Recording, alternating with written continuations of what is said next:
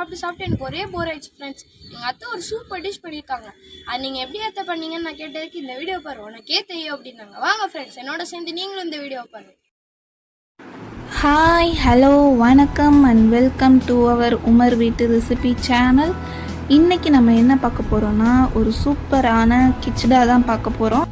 வாங்க எப்படி செய்கிறதுன்னு பார்த்துடலாம். இதுக்கு ஃபஸ்ட்டு நான் 2 கப் அளவு கடலைப்பருப்பு எடுத்துக்கிட்டேன். இதுதான் நமக்கு மெயின் இன்க்ரீடியண்ட்டே, அதனால் எல்லாத்தை விட இது அதிகமான அளவில் எடுத்துப்போம். அதுக்கப்புறம் 1 கப் அளவு மைசூர் பருப்பு எடுத்துக்கிட்டேன். அப்புறம் 1 கப் அளவு துவரம்பருப்பு, நம்ம சாம்பார் பருப்பு இருக்கும்ல அது. அப்புறம் 1 கப் அளவு உளுந்தம்பருப்பு. அதுக்கப்புறம் இன்னும் ஒரு பருப்பு சேர்த்துக்க போகிறோம். 1 கப் அளவு பாசிப்பருப்புன்னு சொல்லுவாங்களா, அது நம்ம பொங்கலுக்குலாம் சேர்த்துப்போம்ல அது. 1 கப் அளவு பாசிப்பருப்பு எடுத்துக்கிட்டேன். அதுக்கப்புறம் 1 கப் அளவு பால்ரி ரைஸ்ன்னு சொல்லுவாங்களா, பால்ரி அரிசி அது. இப்போ இது எல்லாத்தையும் எடுத்தாச்சு. அப்புறம் நான் நைட்டு ஃபுல்லாக 300 கிராம் அளவு கோதுமையை தண்ணியில் ஊற வச்சு எடுத்துக்கிட்டேன். நீங்கள் என்றைக்கு செய்கிறீங்களோ, காலையில் செய்கிறீங்கன்னா அதுக்கு முன்னாடி நைட்டே ஊற வச்சு எடுத்துக்கோங்க. இதுக்கப்புறம் நம்ம ஊற வச்சுருக்க கோதுமையை ஒரு குக்கரில் தனியாக சேர்த்திக்கலாம். இதுக்கு தண்ணி எந்தளவு ஊற்றணும்னா, கோதுமை ஃபுல்லாக முங்கி அதுக்கு மேலே எக்ஸ்ட்ராவாக ஒரு 2 டம்ளர் நிற்கிற அளவுக்கு ஊற்றிக்கோங்க. நல்லா குழஞ்சி வேகணும். அதுக்காக இப்போது நம்ம முன்னாடியே எடுத்து வச்சுருந்த எல்லா பருப்பையும் தண்ணியில் போட்டு அலசி எடுத்து இன்னொரு குக்கரில் நம்ம வேக வச்சு எடுத்துக்க போகிறோம்.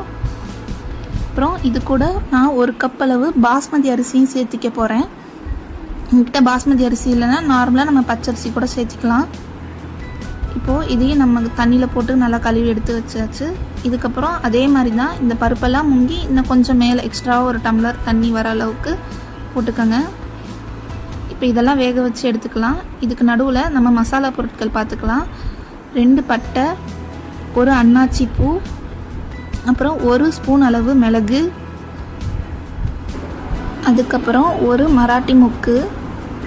இது எல்லாமே வாசனைக்காக தான், உங்கள்கிட்ட எது இருக்கோ அதை சேர்த்துக்கோங்க. அப்புறம் 5லேருந்து 6 ஏலக்காய் சைஸுக்கு தகுந்த மாதிரி சேர்த்துக்கோங்க. அப்புறம் ஒரு 7-8 கிராம்பு இதுவும் சேர்த்திக்கோங்க. அப்புறம் 1 ஸ்பூன் அளவு ஜீரகப்பொடி.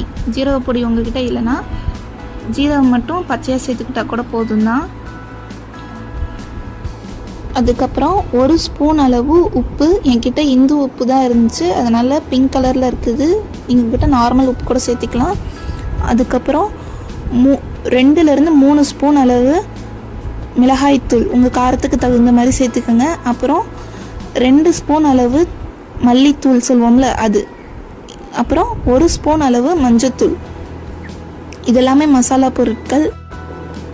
இதுக்கப்புறம் 1 பெரிய ஸ்பூன் அளவு கரம் மசாலா இதுவும் சேர்த்திக்கோங்க. இப்போது இந்த எல்லா மசாலாவையும் நான் என்ன பண்ண போகிறேன்னா தண்ணி சேர்த்தி கலந்து எடுத்துக்க போகிறேன். பேஸ்ட் மாதிரி ஒரு பவுலில் போட்டு இது எல்லாத்தையும் நல்லா கலக்கி எடுத்துக்கோங்க. ரொம்ப தண்ணியாக கலக்கிட வேணாம், கரெக்டான பக்குவம் பேஸ்ட் அளவு கொஞ்சம் கொலன்னு கலக்கிக்கோங்க. ரொம்ப தண்ணி மாதிரி கலக்கிடாதீங்க. இதுக்கப்புறம் ஒரு குக்கரில் நான் 150 ml எண்ணெய் சேர்த்திக்கிறேன். எண்ணெய் நல்லா சூடாகட்டும். எண்ணெய் நல்லா சூடானதுக்கப்புறம் 3 பெரிய வெங்காயம், பல்லாரி வெங்காயம் சொல்லுவாங்கள்ல அது, சன்னமாக நறுக்கி சேர்த்திக்கோங்க.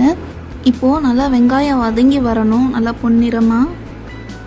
வெங்காயம் நல்லா வதக்கிவிடுங்க. வெங்காயம் நல்லா வதங்குற அளவுக்கு தான் நமக்கு இந்த கிச்சடா டேஸ்ட்டு கிடைக்கும்.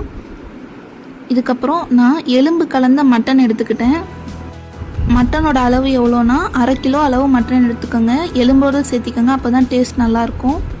இப்போ நம்ம வெங்காயம் நல்லா வதங்கினதுக்கப்புறம் ஒரு பெரிய கரண்டி இல்லைன்னா ஒரு 3லேருந்து 4 டீஸ்பூன் அளவு இஞ்சி பூண்டு விழுது சேர்த்தி நல்லா வதக்கி விட்டுக்கோங்க. இந்த இஞ்சி பூண்டும் வெங்காயமும் நல்லா வதங்கணும், பச்சை வாசனை போகிற அளவுக்கு. அப்புறம் நம்ம எடுத்து வச்சுருக்க மட்டன் 1/2 கிலோ மட்டனை இதில் சேர்த்திக்கோங்க. மட்டன் நல்லா சுருள வேகணும், வதங்கணும். மட்டன் நல்லா அந்த மட்டனில் இருக்க தண்ணி சத்தெல்லாம் பிரியிற அளவுக்கு வதங்கணும். நல்லா வதக்கி விடுங்க மட்டனை. அதுக்கப்புறம் நம்ம எடுத்து தண்ணியில் மிக்ஸ் பண்ணி வச்சுருக்கோம்ல மசாலா ஐட்டம், அது எல்லாத்தையும் இதில் போடுற போகிறோம். நீங்களும் மசாலாவை இப்படி தண்ணி கலந்து கூட சேர்த்துக்கலாம்.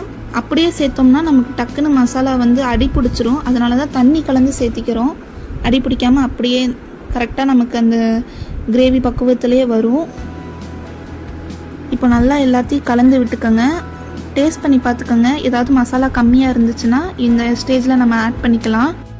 இப்போது நம்ம கோதுமை வேக வச்சுருந்தோம்ல இதை வந்து எப்படி வேக வைக்கணும்னா, ஒரு விசில் வந்ததுக்கப்புறம் 10 நிமிஷம் அளவு சிம்லேயே வேக விடணும், இல்லைனா அடி பிடிச்சிரும். எப்போவுமே கோதுமை வேக வைக்கும்போது இப்படி தான் வேக வைக்கணும். இப்போது நான் வேக வச்ச கோதுமையை மிக்சியில் சேர்த்திக்க போகிறேன். மிக்சியில் சேர்த்தி நல்லா அரைச்சி எடுத்துக்க போகிறேன். சூடு ஆறுனதுக்கப்புறம் மிக்சியில் போடுங்க, இல்லைனா மிக்சி சூடாயிரும்.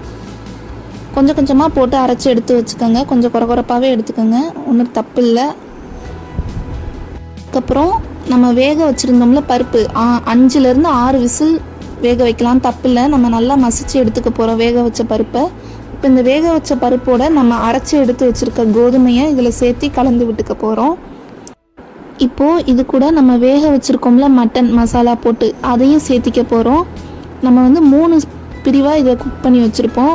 வந்து கோதுமையை குக் பண்ணி அரைச்சி சேர்த்திருப்போம். அடுத்து பருப்பை வந்து வேக வச்சு மசிச்சு சேர்த்திருப்போம். அப்புறம் மட்டனை தனியாக வேக வச்சுருப்போம், அதை இப்போ இதோட சேர்த்தி வச்சுக்க போகிறோம்.